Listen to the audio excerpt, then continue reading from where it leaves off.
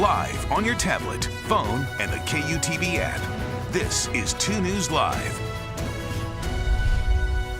It's 2 News Live. We are live in Davis County tonight outside of Woods Cross High School. I'm Brian Schnee.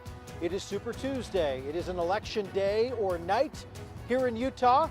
Democratic Party with a traditional presidential primary and neighborhood caucus meetings for the Utah GOP and the Republican Party. We'll get to all of that throughout the next 20 minutes or so as we go in depth tonight. You can always get in touch with us. You can use the hashtag 2NewsLive. You can get it to us on Facebook, on X, Instagram, now that the outage is over. So you can get in touch with us, shooting a DM there on TikTok, wherever you'd like to weigh in on Super Tuesday.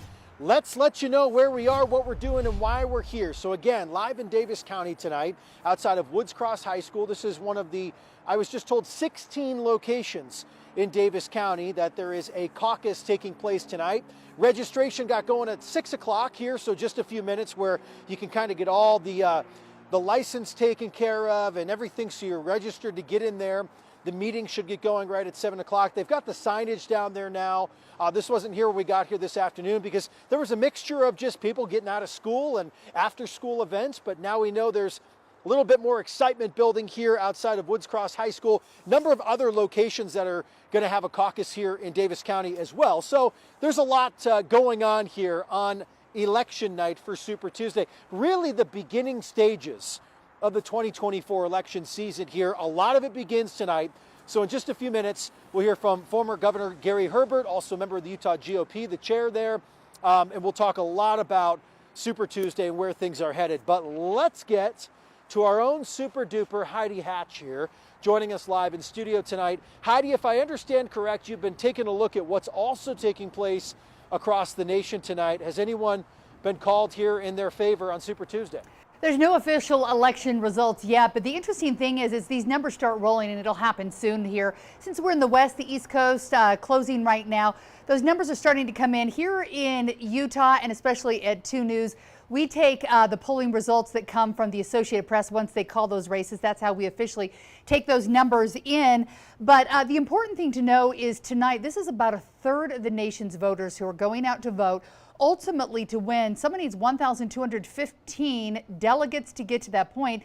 No one will actually cross that finish line tonight. A lot of people believe it'll head in that direction for both Biden and Trump. But at this point, no one's getting those extra numbers in. We're keeping a close eye on it. Some of those states, like I said, are closing right now, but no official numbers coming in just yet. Virginia is closed right now. They have unofficially called it for Biden on the Democrat side right now, but definitely watching this very closely as that happens. I think in the last couple of years, too, a lot of the networks have become more careful about calling races until the race is actually closed. Everyone's voted, so they're not calling those races before people have actually cast their ballots. Probably a good idea, Brian. Heidi, it is a good idea, and something I'm sure you heard me say at 5 o'clock, Super Tuesday is also super confusing for a lot of people, and I know you're very tuned in to the political scene here. I've tried to just break it down as simple as I can for people because tonight is really difficult for a lot of people to understand. Where do I fit in the mix? Where can I vote if I'm not registered a certain way, or I'd like to do this? Can I do that? How do you feel about Super Tuesday here in Utah this time around? Disappointing to me. It's lower tonight because of the caucuses happening. Democrats have the option of voting in a primary and then also going to a caucus to pick their delegates. Republicans, if you want to take part in practices, if you work at night, so it makes it more difficult. People who do go religiously gone over the years to take part, it won't be different for them. But for people moving out of state, it takes more effort, and unfortunately sometimes when there's more effort, that means less people are involved. So we are definitely excited to see what happens tonight, but personally a little disappointing when you see that there's so many people talking about the fact that they won't be cooperating, won't be taking part tonight because the caucus system is just too difficult, or maybe they don't understand or haven't taken part.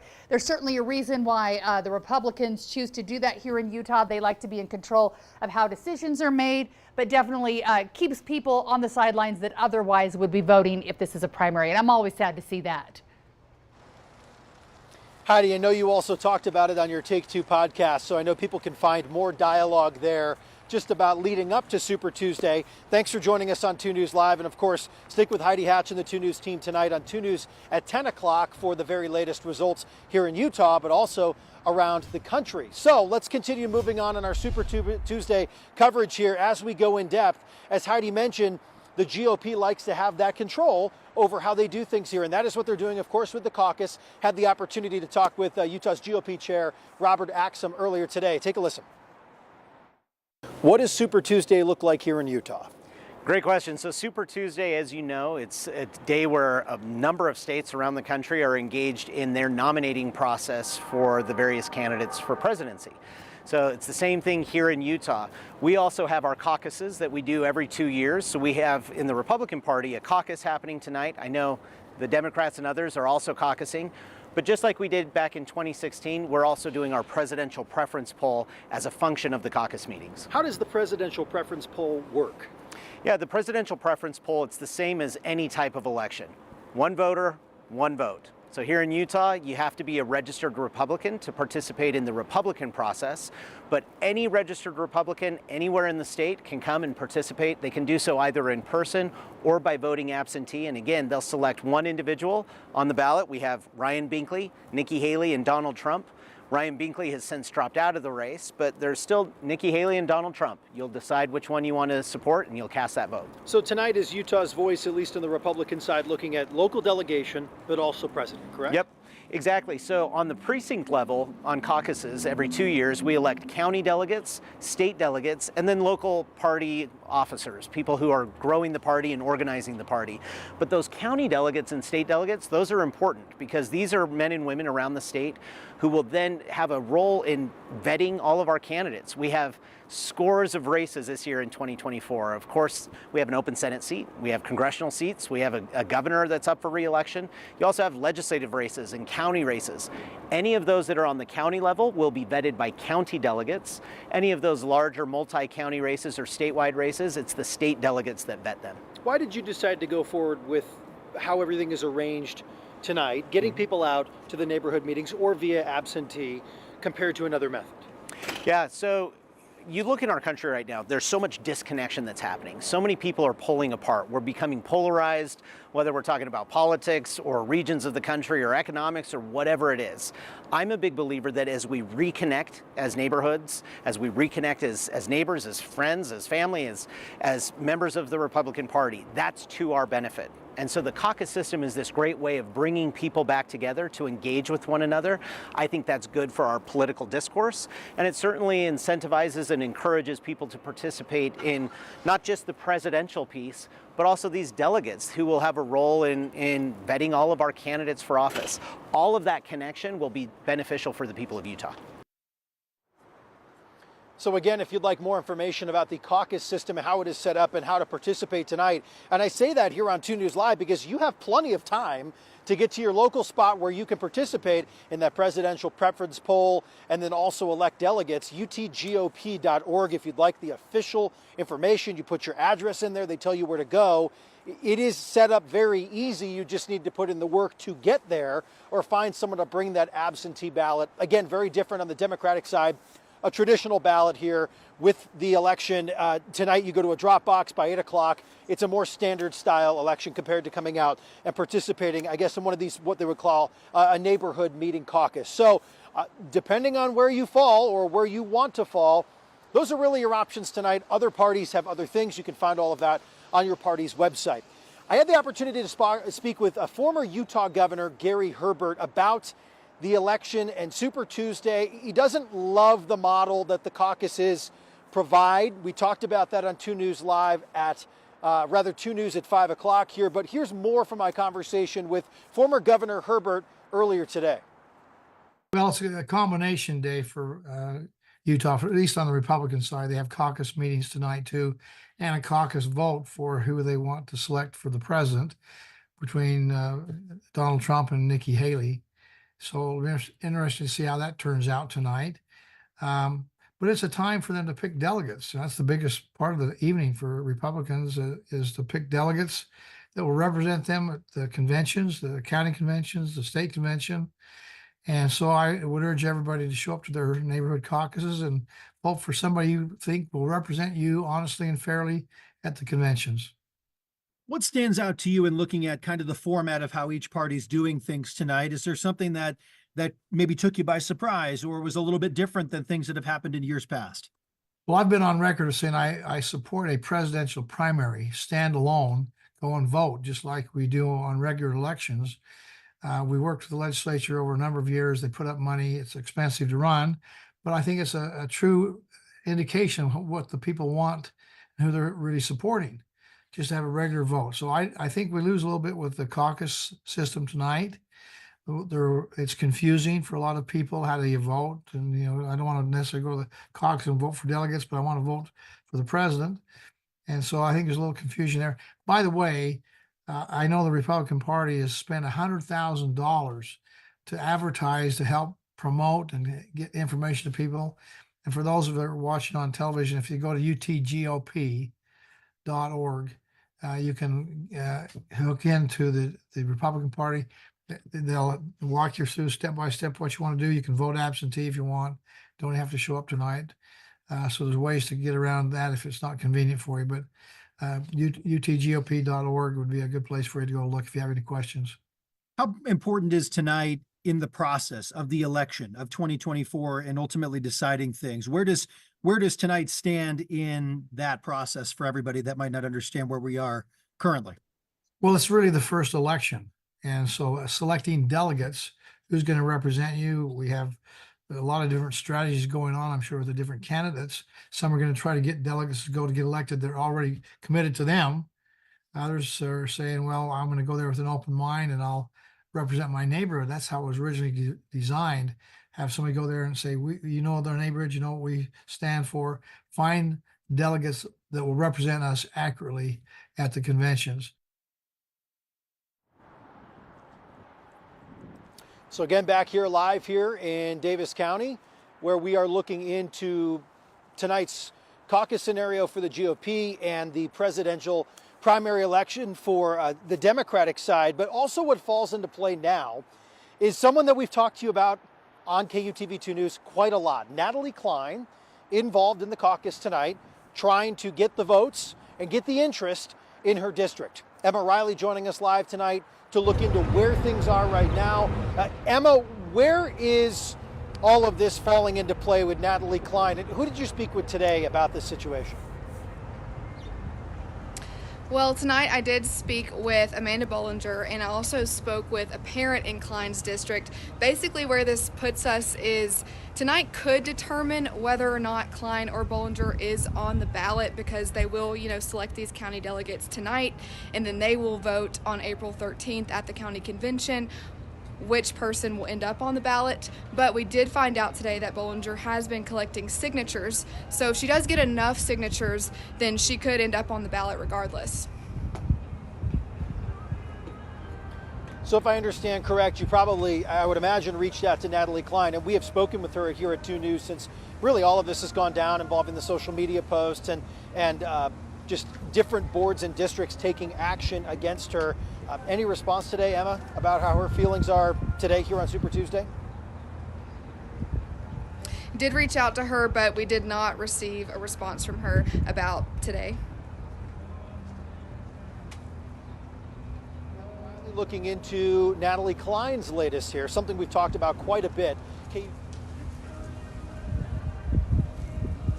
Break down kind of the latest of where this is, because this, again, for delegates, very beginning stages of where things are at. And then, of course, as you heard, a county convention, a state convention, a national convention, depending on what we're looking at here.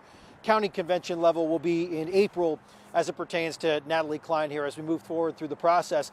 Our coverage continues here, not only on 2 News Live, but also KUTV.com, the 2 News mobile app, you name it, also on air and online. So for continuing coverage with the 2024 election, including Super Tuesday coverage tonight, and as we move throughout the election season, stay with us on KUTV.com and keep with us here. The app is very handy on the go, where a lot of you are not just checking it out here on TV. All right, talking about the weather here, because I'm outside. I've been out for a while here, Sean, and I've been kind of standing around deciding to not bundle up appropriately and not wear gloves and not dress for success outside. So I'm actually starting to get a little cold here, but the sun is shining. The wind is relatively mild. I'm not complaining. I'm just saying, once again, I wasn't prepared. Hey, you know what? It could be a lot worse. Yesterday at this time, we had temperatures down into the 40s and 50s. Look at St. George. You're at a wonderful 62 degrees with the sun out. So yeah, it's cold out there. You still need the jacket. You still need the gloves and prepare for the cold night ahead. But things are heading in a way better direction than where we have been at. We're at 10 to 15 degrees warmer from 24 hours ago, sitting at 38 in Logan, 49 here in Salt Lake, 47 in Provo, Milford there at 51 degrees. We're also drying things out quite a bit, dealing with conditions here from Provo down into the southern part of the state, dealing with dry conditions, but a few isolated lingering showers will be possible here along the Wasatch Front that we're continuing to see. The northern Wasatch Front, basically north of Ogden into Brigham City, Tremont, and seeing a few scattered showers as well. Generally, though, drying things out overnight. Then we get ready for another round of showers moving in early tomorrow morning. Logan area could even see some snow for tomorrow morning's commute. Then we start to dry things out once again. Then we get ready for another chance for a few hit or miss isolated showers as we head into tomorrow afternoon. But the better chance and the best chance of rain and snow this week would be on Thursday, but still not a big storm. We'll get a quick burst of maybe some wet snow early Thursday, and then it's mainly focused down further towards the southern half of the state, down near Cedar City, seeing some scattered rain as well, and then we dry things out completely heading into Friday. So in terms of accumulations, a few hundredths of an inch of rain, and then maybe a few inches or so of rain, mainly across the benches here up towards the mountains, seeing 3 to 6 inches perhaps as we head all the way through Thursday. Not a big storm that we're looking at here. Temperatures overnight dipping down into the 30s and 20s. A look here at St. George, we'll see highs through the next few days into the 60s and eventually the 70s by next week. We've got some spring-like warm weather by next week, and that 7-day forecast here along the Wasatch Front will see temperatures eventually climbing into the 50s with plenty of sunshine by Saturday and Sunday. And then next week we'll see some breezy weather with the potential for another rain-snow mix by next Wednesday. Yeah, somehow, Sean, I'm not surprised here with the rain-snow mix coming after a couple of days here. It seems to be pretty predictably unpredictable at this point. I think right. We need another month or two before we really mix it up, but keep that snow coming. It's good for the summer. Thank you, Sean. So just a couple of things here about where we stand before we wrap up.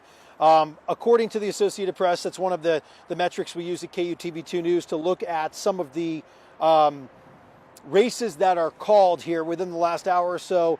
Joe Biden winning the Democratic presidential nominating contest in Iowa, also winning the primary in Virginia at 7:09 Eastern time. So that's just after 5 o'clock for us here in the Mountain Time Zone. Biden winning the Democratic presidential primary in Vermont, 5:20 Mountain Time, according to an AP race call, 5:25 Mountain Time. Donald Trump winning the Republican presidential primary in Virginia. And just coming down a few minutes ago, Joe Biden winning the Democratic presidential primary in the state of North Carolina, that at 39 past the hour. So just a few moments ago here. 2 News Live, Super Tuesday. We did it, but there's a lot more here tonight. KUTV2 News looking at how things are breaking down in the state of Utah on both the Democratic and the Republican side, with caucuses taking place here shortly. Registration beginning at 6 o'clock with meetings at 7 o'clock all over the state. I'm Brian Schnee. Thanks for joining us live from Davis County tonight. Hopefully back in the studio tomorrow. We'll see you.